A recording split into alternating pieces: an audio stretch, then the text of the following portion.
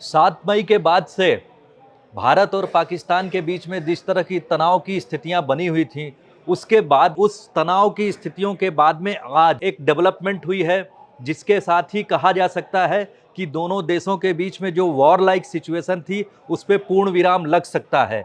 हम मेरे साथ में इस मुख्य इंपॉर्टेंट डेवलपमेंट के ऊपर बात करने के लिए सुशांत जी हैं। सुशांत जी, क्या हो गया शाम को जिससे हम लोग इस तरह की बात कर रहे हैं? 48 घंटे हो चुके हैं अरुण। जी। और ये इस समय की सबसे बड़ी खबर है कि अमेरिकी राष्ट्रपति डोनाल्ड ट्रंप ने ये दावा किया है।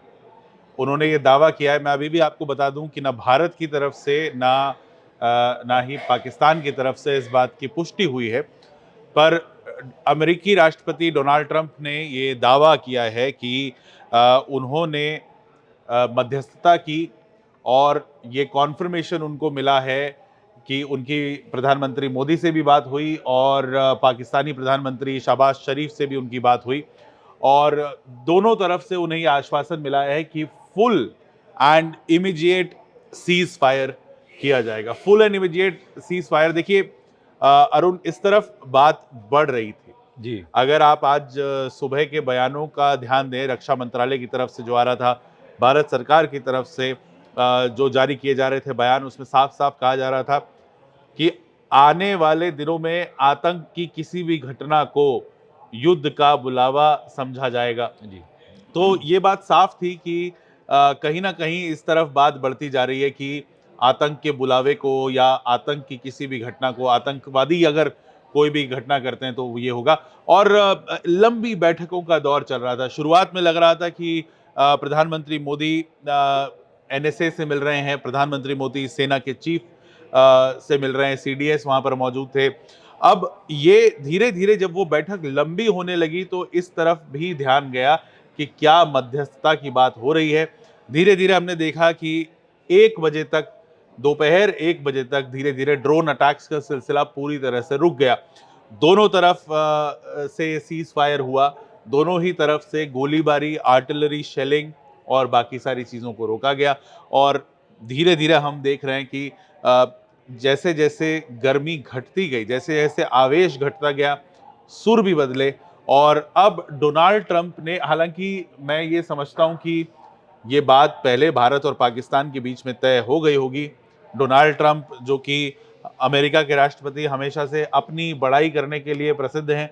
अमेरिका 4 तरह के युद्ध में खुद को झोंक देगा, लेकिन दूसरों के साथ वो शांति दूत बनना चाहता है। और डोनाल्ड ट्रंप हमेशा से लाइमलाइट, स्पॉटलाइट हंगरी रहे हैं, तो उन्होंने थोड़ा जंप द गन करके आगे बढ़ के, मैं पूरी तरह से आश्वस्त हूं कि भारत या पाकिस्तान किसी ने भी ये नहीं कहा होगा कि आप इसे अनाउंस करें, लेकिन उन्होंने आगे बढ़कर इसको अनाउंस किया है। और फिर उसके बाद आप जानते हैं कि फुल और इमीडिएट सीज फायर इस की बात हुई सीज है। फायर की बात कही, इसमें मैं आपसे एक बात कहना चाहूंगा कि आपको ऐसा नहीं लगता कि भारत किसी दबाव में नहीं निर्णय लिया? भारत ने तो पहले से पोजीशन क्लियर कर रखी थी कि हम एस्केलेट नहीं करेंगे। देखिए, ये बात जिन लोगों को लग रही है, और खास तौर पे अगर आप डोनाल्ड ट्रंप का ट्वीट देखें, डोनाल्ड ट्रंप ने ये घोषणा अपने ट्वीट से की है। अगर आप डोनाल्ड ट्रंप का ट्वीट देखें तो वहां नीचे पाकिस्तान समर्थक लोग ये बार बार कह रहे हैं कि पाकिस्तान ने ये जंग जीत ली है, भारत ने दबाव में हाँ कह दिया है। हम आपको ये बता दें कि पाकिस्तान बैकफुट पे था। 7 मई को जब पाकिस्तान में एयर स्ट्राइक हुई, वहां उनकी कमर टूट गई। जैश और लश्कर बुरी तरह से तबाह हुए। 8 के 8 ठिकानों पर भारी तबाही हुई। इसके बाद पाकिस्तान की तरफ से कायराना तरीके से ड्रोन विमानों का हमला किया गया, रेजिडेंशियल इलाकों को निशाना बनाया गया। सिरसा, गुरदासपुर, फिरोजपुर, जम्मू के इलाके, ये लगातार उन्होंने उन्होंने कोशिश की। और यहाँ आपको बता दें कि इस समय हम लाइव हैं और यहाँ पर एक दोनों देशों में सीज फायर की आधिकारिक घोषणा हो गई है। लेकिन भारत बीच में भारत भारत। सरकार की तरफ से एक आधिकारिक घोषणा की गई है। जी। तो आप डोनाल्ड ट्रंप की अब जो ट्वीट डोनाल्ड ट्रंप ने की थी उसको भारत ने पुष्टि करते हुए दोनों देशों के डीजीएमओ के बीच बातचीत हुई। और ये बातचीत के बाद सीज फायर का फैसला लिया गया है। देखिए, ये सीज फायर किसी अन्य स्थान पर बातचीत नहीं होगी इन दोनों के बीच में। ये दोपहर के वक्त ये डिसीजन होना था।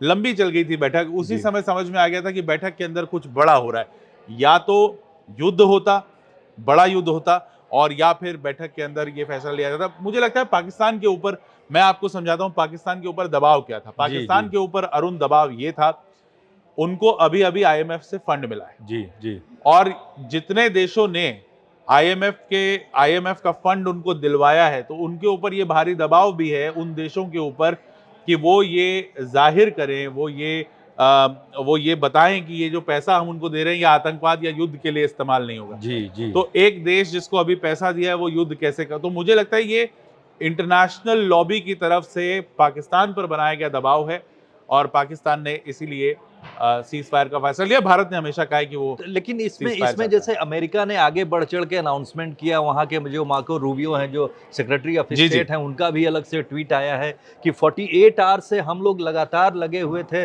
भारत और पाकिस्तान के बीच में, जो वहाँ के हेड ऑफ द स्टेट से बात करके। तो ऐसा नहीं लगता कि यूएस के लिए भी एक एम्बैरेसिंग सिचुएशन थी, जो आपने कहा कि आईएमएफ का जो है वो सैंक्शन देखिए, हुआ? अमेरिका, तुर्की, चीन, मिडिल ईस्ट, इन जी सभी के लिए ये बहुत ही शर्मनाक स्थिति थी कि आपने एक ऐसे देश को पैसा सैंक्शन कर दिया जी जो युद्ध की घटना में शामिल है। जी आपने उस देश को पैसा सैंक्शन कर दिया, तो पाकिस्तान के ऊपर ये दबाव बनना ही था। और मैं आपको बता दूं, मुझे A+B जितना मुझे आता है, जितना मेरी जर्नलिस्टिक समझ कहती है, पाकिस्तान से कहा गया होगा कि यदि आप अब सीज फायर नहीं करेंगे तो ये पैसा आपसे वापस ले लिया जाएगा। भारत लगातार कहता आ रहा है कि हम एस्केलेट नहीं कर रहे हैं, जी हमने एयर स्ट्राइक करनी थी, हमने पहलगाम का बदला ऑपरेशन सिंदूर से ले लिया था। जी ऑपरेशन सिंदूर पहलगाम का बदला, जी अब उसके बाद हमारे को आपसे कुछ नहीं लेना देना है। लेकिन पाकिस्तान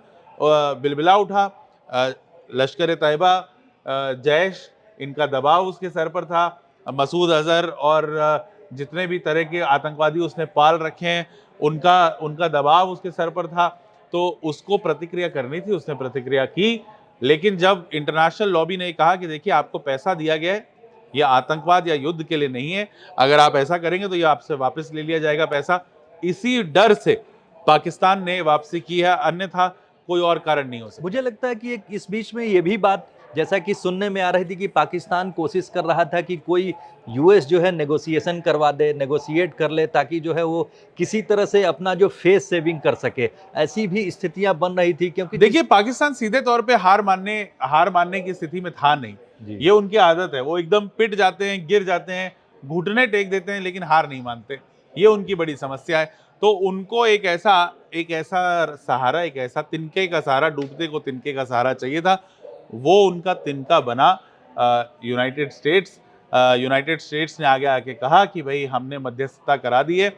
भारत, मैं फिर कह रहा हूँ, भारत शांति प्रिय देश रहा है, हमेशा से शांति की बात उन्होंने की है। अपने सिविलियंस के राइट्स को हम जानते हैं, हम जानते हैं कि युद्ध इकोनॉमी के लिए अच्छा नहीं होता, चाहे वो हमारी हो। पाकिस्तान की तो देखिए इकोनॉमी है नहीं, जी जी जो उधार की जिंदगी जी रहा हो उसकी क्या इकोनॉमी। जी लेकिन हम एक विकसित होते देश हैं, जी विकासशील देश हैं, हमारे लिए इकोनॉमी बड़ी बात है। जी जी युद्ध में अपने देश को झोंकना कहाँ की समझदारी। और मैं तारीफ करूंगा भारतीय सरकार की, भारतीय प्रशासन की, कि उन्होंने न सिर्फ मुकाबला किया डट कर, एक भी प्रहार को पाकिस्तान के अपने यहाँ पर आने नहीं दिया, और साथ ही साथ इंफॉर्मेशन को भी खराब नहीं आने दिया, साइबर हैकिंग करने की कितनी कोशिश हुई उसे आने नहीं दिया। और 12 मई को अब अगली चर्चा होगी, एमईए का ये लेकिन कहना है। एक बात, जैसे कि आपने चर्चा के शुरुआत में कहा था कि जो भारत सरकार ने जो एक अंदर से रिपोर्ट आ रही है कि ये भी कहा है कि इसके बाद कोई भी एक्ट ऑफ टेरर जो है उसको जो है that would be considered an act of war. जी, तो एक तरह से क्लॉज हमने अपने अपने फेवर में सुरक्षित रखा देखिए, हुआ बड़ी है। सीधी सी बात है, जी पाकिस्तान के पास मिलिट्री ताकत, क्षमता इतनी नहीं है कि वो भारत से लड़ सके। जी वो फिर से किसी न किसी तरीके से स्लीपर सेल के जरिए, आतंकवादियों के जरिए, घुसपैठियों के जरिए कोई ना कोई घटना करवाता। कोई बम फोड़ सकते थे, कोई हमला कर सकते थे, कोई इस तरह की आतंकवादी घटना कर सकते थे।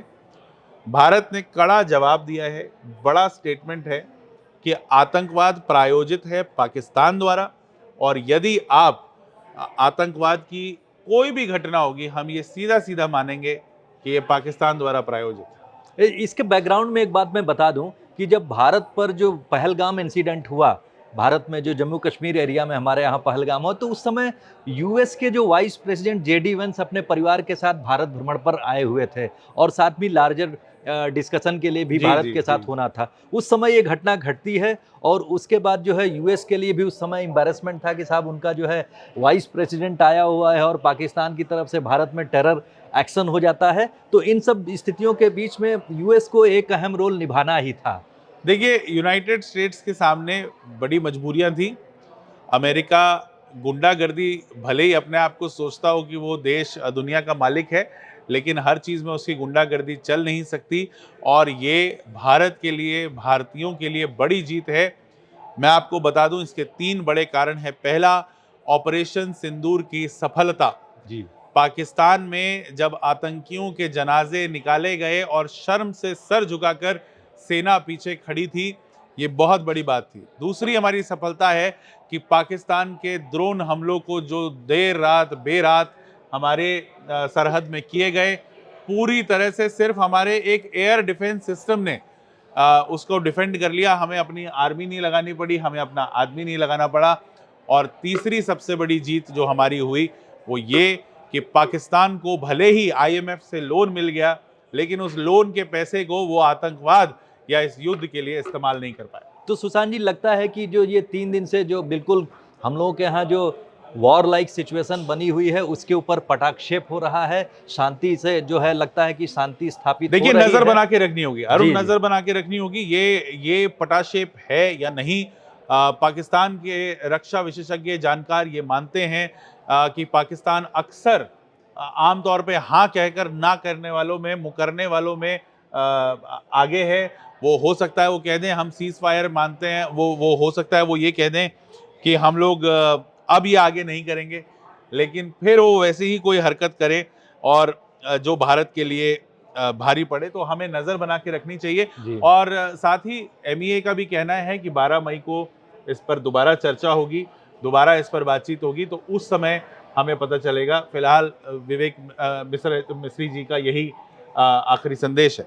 तो इन सब जो आज की डेवलपमेंट है उसके बीच में जैसा सुशांत जी ने बताया, समझाया कि किन परिस्थितियों में सीज फायर स्थापित हुआ है, सीज फायर का कॉल लिया गया है, सरकारें दोनों जो है एक तरह से अग्री कर गई हैं, एमईए के स्पोक्स पर्सन अपनी कुछ बात कह रहे हैं। कुछ नई जानकारी होगी तो हम लोग फिर आपसे जुड़ेंगे। फिलहाल तब तक के लिए धन्यवाद। और आप सभी का धन्यवाद कि आप हमारे साथ बने रहे। आपने हमें इतना साहस दिया, इतना सामर्थ्य दिया कि हम लगातार 24 घंटे आपके साथ जुड़े रहे। आगे भी इस मसले पर बातचीत करते रहेंगे। सीज फायर हो जाने का मतलब युद्ध विराम नहीं होता। सीज फायर हो जाने का मतलब होता है कि कूटनीतिक युद्ध यहाँ से शुरू होगा। तो असली युद्ध, असली चाणक्य नीति यहाँ से शुरू होगी। India.com और डीएनए पर बने रहने का आपका शुक्रिया। एक एक खबर की परत में जाकर परत दर परत आपको उसका मतलब समझाएंगे। आप हमें लॉगिन कीजिए dnaindia.com और India.com पर। बहुत बहुत धन्यवाद हमारे साथ जुड़ने के लिए। शुक्रिया। धन्यवाद।